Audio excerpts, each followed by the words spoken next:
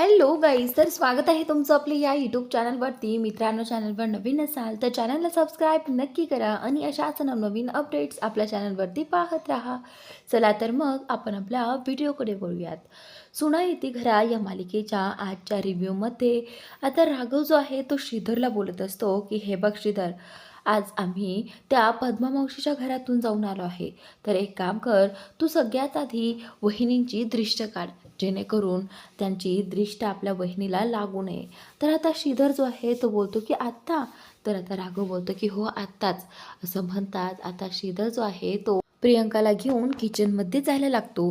तेवढ्यातच प्रियंका जी आहे ती श्रीधरला बोलते की थांब श्रीधर, मला सांगा राघव भाऊजी, तुमचं तिथे नक्की चाललं काय होतं? त्यावेळी आता राघव जो आहे तो बोलतो की काय, माझं काय चाललं होतं? तर आता प्रियंका राघवला म्हणते की राघव भाऊजी, मला सगळं कळतंय हां, तुमचं आणि त्या अन्वितामध्ये नक्कीच काहीतरी सुरू आहे. तर आता इथे राघव जो आहे तो बोलतो की अहो वहिनी, काय बोलताय तुम्ही? ती माझ्याशी सतत भांडत असते आणि आमचं काय सुरू असणार तेव्हा?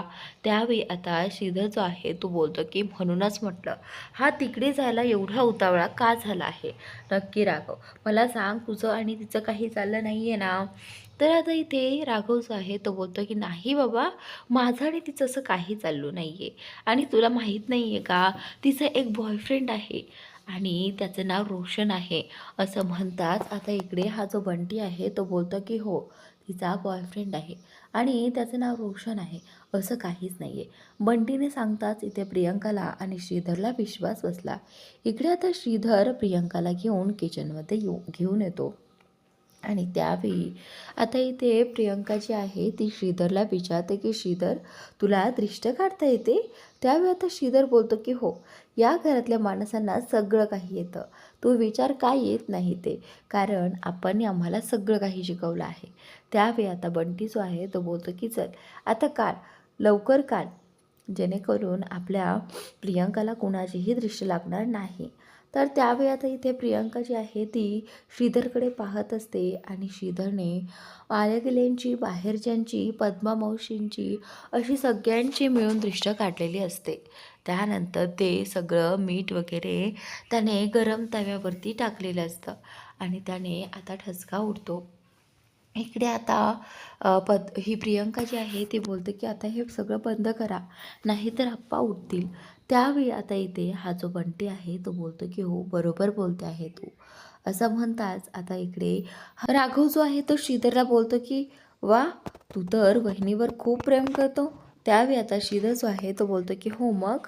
त्यानंतर आता इकडे प्रियंका इथे पुन्हा एकदा अन्विताचा विषय काढू लागते आणि त्यावेळी आता राघव जो आहे तो बोलतो की वहिनी, तू काहीही बोलू नकोस हां.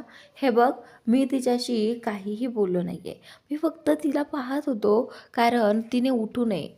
तर त्यावेळी आता प्रियंका जी आहे ती बोलते की हे पहा राघव भाऊजी, तुम्ही तिच्याकडे असे टक लावून पाहत होता जसं की तिच्या प्रेमात पडलात. नक्की मला सांगा खरं काय आहे ते? प्रियंका त्याला पुन्हा विचारू लागते. तर त्यावेळी आता बंटी जो आहे तो प्रियंकाला सांगू लागतो की नाही, असं काहीच नाही आहे. तिचं बाहेर प्रेम प्रकरण आहे आणि आपला राघव जो आहे तो तिच्यामध्ये अडकला नाही आहे. तर त्याला त्या रोशनबद्दल सगळं काही माहिती आहे आणि म्हणूनच तिला वाटतं की हा कुणालाही सांगेल, पण तसं काही होणार नाही. तर त्याचनंतर एकदा श्रीधर जो आहे तो बोलतो की असा विचारही तू करू नकोस आणि हे बघ, त्या अन्विताचा विचार जो आहे ना तो डोक्यातून बाहेर काढ, नाहीतर आपलीच बँड वाजेल. त्यानंतर आता इकडे राघव बोलतो की नाही रे श्री, असं काहीच नाही आहे, तुम्ही नका जास्त लोड घेऊ. असं म्हणतात आता इकडे बंटी जो आहे तो बोलतो की चला आता जाऊन झोपा, आपल्याला लवकर उठायचं आहे सकाळी. तर आता इकडे सगळेच आपापल्या रूममध्ये जायला निघतात. तेवढ्यात राघव जो आहे तो बोलतो की त्या चिसुंद्रीला तर मी सोडणारच नाही आहे, कारण ती खूप ॲटिट्यूड दाखवत होते. आम्ही जेव्हा बोललो ना आम्हाला घराबाहेर काढ, त्यावेळी तिने खूप ॲटिट्यूड दाखवलेला आहे, पण मी हे विसरणार नाही. त्यानंतर राघवच्या लक्षात येत आहे की त्याच्या गळ्यातलं लॉकेट जे आहे ते त्याला मिळत नाही आहे, ते त्याच्या गळ्यातच नसतं आणि तेच लॉकेट आता इकडे अन्विताच्या रूममध्ये तिच्या बेडवर पडलेलं होतं.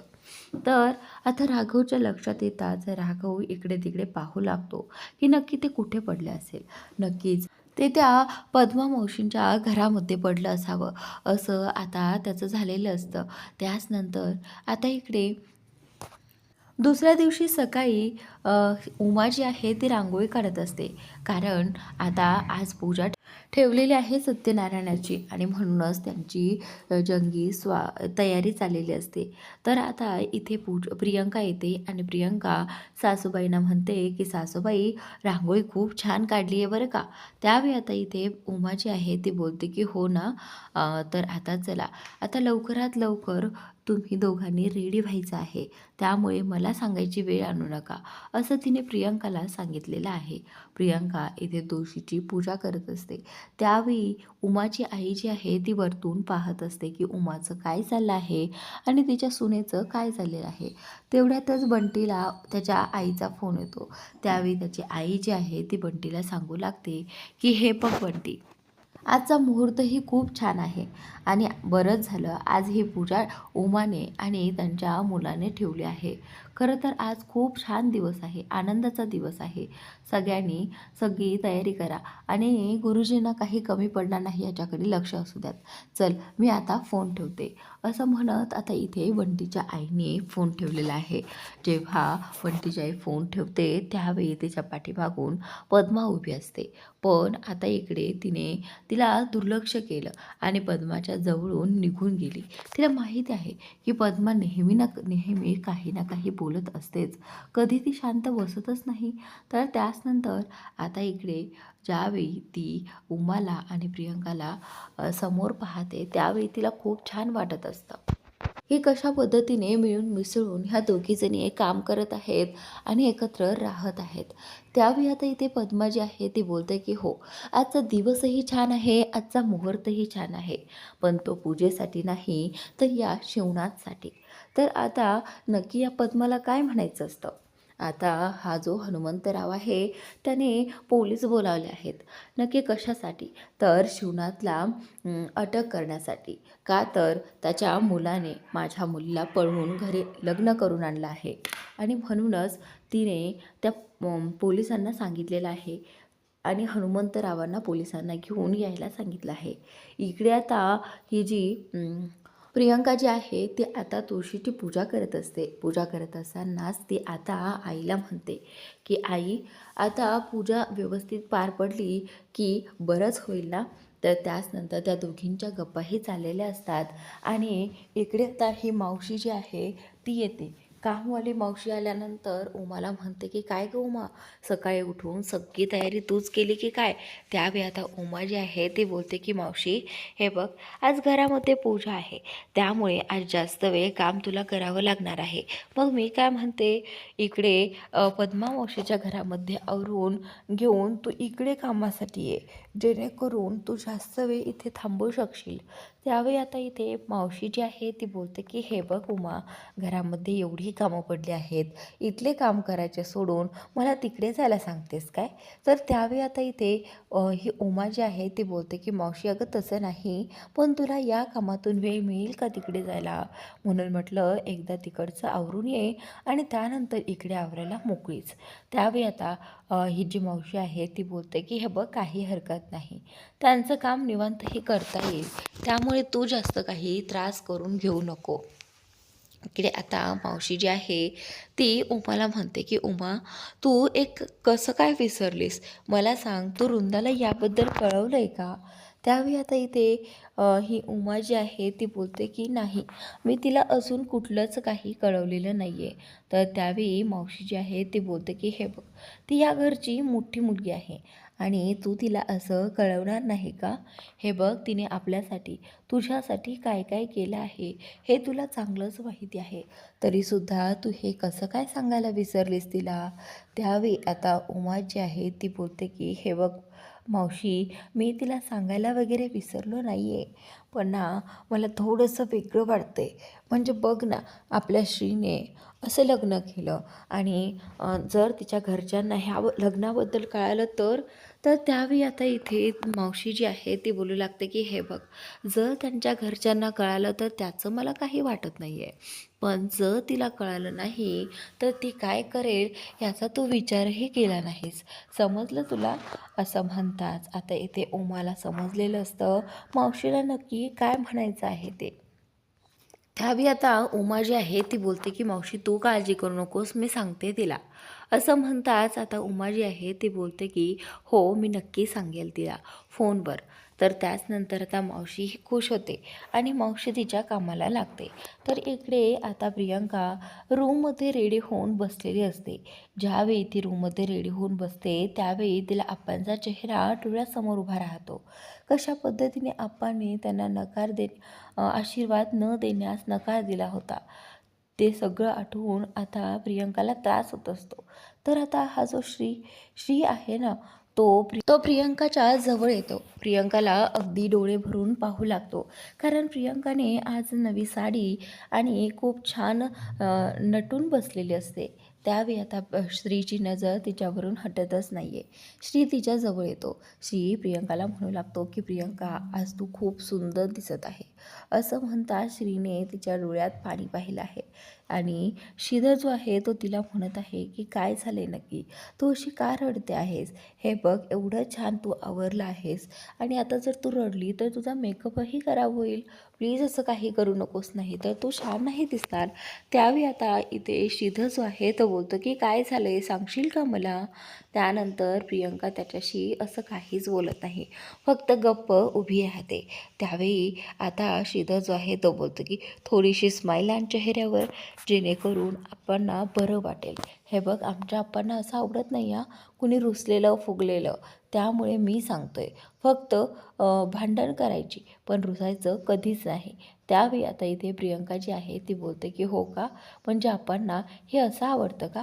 त्यावेळी आता हा श्रीधर जो आहे तो तिच्या जवळ जाऊ लागतो. जवळ गेल्यानंतर आता तिला पुन्हा एकदा मिठी मारणार. तेवढ्यातच आता त्याच्या लक्षात आलं आहे की आजच पूजेचा मुहूर्त आहे आणि पूजा जर होऊन गेली तर काहीच उपयोग होणार नाही. तर आता इकडे राघव आणि बंटी दोघेही जण पूजेचं सामान घेण्यासाठी बाहेर पडलेले असतात. ज्या दुकानामध्ये ते पूजेचं सामान घ्यायला जातात त्याच दुकानामध्ये अन्विताची मैत्रीण असते आणि अन्विता तिथेच थांबलेली असते. थोड्या वेळासाठी तिची मैत्रीण बाहेर जाते आणि तिथे अन्विताला थांबायला सांगते.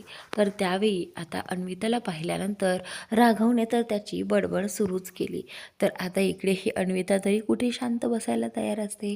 अन्विता ही तिच्या पाठीमागे त्यांच्याच दुकानामध्ये उभी राहून म्हणत असते की नाही, मी तुला सामान वगैरे काही देणार नाही.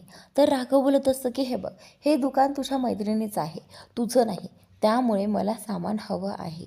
तर आता अन्विता जी आहे ती बोलते की नाही, सामान सगळ्यांना मिळेल पण तुला मिळणार नाही. तर त्यावेळी आता इथे बंटी जो आहे तो बोलतो की ए अन्वे, काय चाललं आहे तुझं?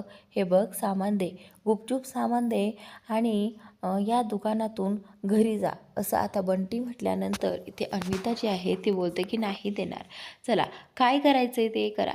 तर आता इथे राघव जो आहे तो लगेचच ओरडू लागतो आणि त्यावेळी आता अन्विताला कळतं की आता माझ्या मैत्रिणीच्या घरचे आता दुकानात येतील. असं म्हणताच आता इथे लगेचच कुणीतरी एक जण दुकानामध्ये आलेला आहे आणि तो राघवला विचारतो आहे की तुम्हाला या गोष्टी हव्या आहेत का? त्याने पेपर्सही पाहिलेलं आहे. त्यावेळी राघव बोलतो की हो, मला तुम्ही एवढ्या सगळ्या वस्तू द्या. त्यावेळी आता तो व्यक्ती जो आहे तो बोलतो की ठीक आहे, तुम्ही बसा, मी त्या वस्तू घेऊन येतो.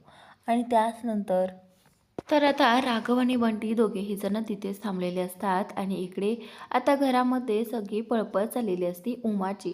कारण उमाला माहिती आहे की आज किती छान वातावरण आहे आणि आज आपल्या घरामध्ये पूजा आहे म्हटल्यानंतर सगळं काही व्यवस्थित पार पडलं पाहिजे. इकडे आता गुरुजी घरामध्ये येतात. गुरुजी आल्यानंतर उमा त्यांचं स्वागत करते, वेदाला बोलावते आणि लगेच चहा पाणी वगैरे सगळं काही देते. तर आता गुरुजीने पाणी घेतल्यानंतर गुरुजी समोर श्रीधर आणि प्रियंकाला बोलावलं जातं. उमाने त्या दोघांना बोलावून घेतलेलं आहे आणि त्याचनंतर आता इकडे त्यांना सांगितलं आहे की गुरुजींचा आशीर्वाद घ्या. त्यावेळी गुरुजी जे आहे त्या दोघांनाही आशीर्वाद देतात की अष्टपुत्र हो. असं म्हणताच आता ते दोघेही जण हसू लागतात. इकडे आता गुरुजींनी श्रीधरला खूप निरखून पाहिलं आणि गुरुजी म्हणतात की हा तर तुमचा धाकटा मुलगा आहे ना, आणि मग मोठा मुलगा? तर त्यावेळी माधव तिथेच असतो. गुरुजींना हे म्हणायचं असतं की या मुलाने मोठ्याच्या आधी लग्न का केलं? त्यावेळी आता इथे सगळ्यांना प्रश्न पडलेला असतो की आता काय उत्तर द्यावं. तर माधव पुढे येतो आणि गुरुजींना म्हणतो की काय आहे ना, हे लग्न होणं जरा महत्त्वाचं होतं, कारण ते दोघेही जण एकमेकांवर प्रेम करत होते आणि त्याचमुळे हे लग्न झालेलं असतं. त्यावेळी आता इथे माधवचा आहे तो गुरुजींना सांगतो की गुरुजींना माझी या लग्नासाठी काहीच हरकत नाही, म्हणजे मी स्वतः या लग्नासाठी होकार दिला आहे आणि त्याने सुद्धा मला हे लग्न करण्याच्या आधी विचारलं होतं. तर त्यावेळी आता इथे माधवने सगळं काही सांभाळून घेतलेलं असतं आणि इकडे माधव त्याच वेळी गुरुजींना म्हटला होता की प्रेम विसरणं काय असतं हे माझ्यापेक्षा कोणालाच जास्त माहीत नाही. म्हणून आता गुरुजींना सगळं काही सांगितलं आहे. इकडे आता उमाला खूप वाईट वाटतं की माधवला त्याचं प्रेम विसरावं लागलं आणि त्याला त्रास किती होत आहे हे उमाला त्याच्या बोलण्यातून जाणवलं होतं. तर त्याचनंतर आता इकडे उमा जी आहे ती माधवमध्येच मग्न झालेली असते आणि इकडे हा श्रीधर आणि प्रियंका दोघे हे जण एकमेकांकडे पाहत असतात. तर त्याचनंतर आता गुरुजी बोलतात की चला आता आपण तयारीला लागूया. तर आता सगळेजण पूजेच्या तयारीला लागलेले असतात. इकडे आता उमा आणि शिवनाथच्या घरामध्ये पुढील भागात तुम्हाला पोलीस आलेले दिसणार आहेत. तर आता पूजेचा माहोल असतो, सगळेजण आनंदी असतात आणि घरामध्ये पोलीस पाहून आता सगळेजण चकित होतात की हे पोलीस इथे काय करत आहेत. तर त्यावेळी आता हे जे पोलीस आहेत ते पुढे येऊन म्हणतात की हे पहा शिवनाथराव, तुम्ही यांचं असं म्हणणं आहे की तुम्ही यांच्या मुलीला पळवून या घरामध्ये आणलेलं आहे आणि घरामध्ये त्यांच्याशी नीट वागणूकही देत नाही आहात. तर त्यावेळी हे ऐकल्यानंतर आता शिवनाथला खूप मोठा धक्का बसतो की आज हे प्रकरण पोलिसांपर्यंत गेलं आहे. त्यावेळी आता हनुमंतरावांची इच्छा असते की या शिवनाथला धडा झालाच पाहिजे, या शिवनाथला धडा शिकवलाच पाहिजे. पण पद्माच्या सांगण्यावरून आता हनुमंतराव शिवनाथच्या घरी पोलीस घेऊन आलेले आहेत. आता पोलीस घेऊन आल्यानंतर पोलिसांनी शिवनाथला आवाज देऊन बाहेर बोलावलेला आहे. तर आता इथे बाकी सगळ्यांना माहिती नसतं की काय चाललं आहे. शिवनाथ स्वतःच्या दारात पोलिसांना पाहतो. शिवनाथ विचारतो की काय झालंय तुम्ही इथे? तर त्यावेळी आता पोलीस जे आहे ते शिवनाथला बोलतात की तुम्ही हनुमंतरावांच्या मुलीला पळवून तुमच्या घरामध्ये आणलं आहे, तर त्यामुळे यांनी केस फाईल केली आहे आणि म्हणूनच आम्ही तुम्हाला अरेस्ट करायला आलो आहोत. तर आता इथे हे जे पोलीस आहेत ते बोलतात की तुम्ही त्यांच्या मुलीवर अत्याचार करतायत, अन्याय करतायत आणि म्हणूनच अशी केस त्यांनी केल्यामुळे आम्हाला इथंपर्यंत यावं लागलं. तर हे सगळं खरं आहे का? असं म्हणताच आता इथे हनुमंतराव पोलिसांना सांगतो की हो, हे सगळं खरं आहे. करा या शिवनाथला अटक आणि घ्या त्याला आत टाका. असं हनुमंतराव म्हणताच आता इथे ही जी प्रियंका आहे ते पुढे येते. प्रियंका आता पोलिसांसमोर जाते आणि बोलू लागते की हे पहा, हे जे काही लग्न आहे ना ते मी माझ्या मर्जीने केलं आहे आणि ते मी श्रीधरसोबत त्यांच्या मुलाशी केलं आहे. या सगळ्यात ना आमच्या आप्पांची चूक आहे ना घरच्यांची. या सगळ्यात जी काही चूक असेल ना ती फक्त माझी चूक आहे, समजलं? आणि मी माझ्या मर्जीने हे लग्न केलं आहे, कुणाच्याही दबावाखाली नाही आणि कुणाच्याही म्हणण्यामुळे नाही. त्यामुळे जी काही शिक्षा व्हायची आहे ना ती मला व्हावी. असं म्हणताच आता इकडे प्रियंकाने स्वतःचे हात पोलिसांसमोर केले आहेत, जेणेकरून तिला ते अरेस्ट करतील. तर त्यावेळी आता पोलिसांनी ह्या मुलीचं स्टेटमेंट ऐकलं आहे. त्यामुळे पोलीस जे आहेत आता इथे गप्प बसतात आणि आता हनुमंतरावांचं आणि या पद्माचं तोंड देखील प्रियंकाने बंद केलेलं आहे. त्यांना वाटलं होतं की आता या बहाण्याने तरी या शिवनाथला अद्दल घडवायची आणि शिवनाथला धडा शिकवायचा. पण आता त्यांचं जे ध्येय असतं ते साध्य झालेलंच नाही आहे. प्रियंकाने सगळं काही सावरून घेतलं आहे आणि प्रियंकाचं हे वागणं पाहून आता शिवनाथला कुठेतरी ही मुलगी खूप आवडणार आहे. आणि तेव्हा जाऊन कुठेतरी शिवनाथ या मुलीला सून म्हणून स्वीकारेल. तर मित्रांनो, आजचा भाग कसा वाटला हे कमेंट करून नक्की सांगा. उद्याचा भाग खूपच इंटरेस्टिंग असणार आहे, कारण उद्या पोलीस नक्की काय बोलणार आहेत आणि हा हनुमंतराव नक्की काय करणार आहे हे पाहणं उद्याच्या भागात रंजक ठरणार आहे. तर नक्की पहा आणि चॅनलला सबस्क्राईब नक्की करा.